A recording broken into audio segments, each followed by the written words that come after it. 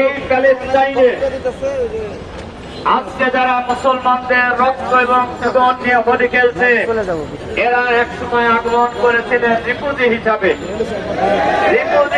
আগমন করে আস্তে আস্তে তারা শক্তি সঞ্চয় করে পশ্চিমা বিশ্বের বড় শক্তিগুলি মদবে একের পর এক মুসলমানদের এই স্বাধীন ভূখণ্ডে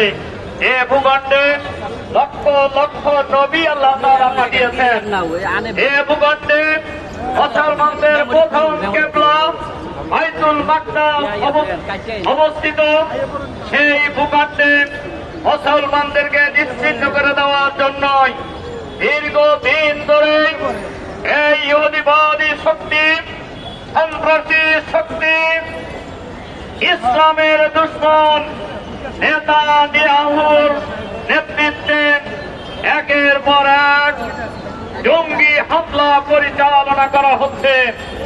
বিমান হামলা চালিয়ে ইতিমধ্যেই হাজার হাজার প্রায় লাখের কাছাকাছি নারী, শিশু,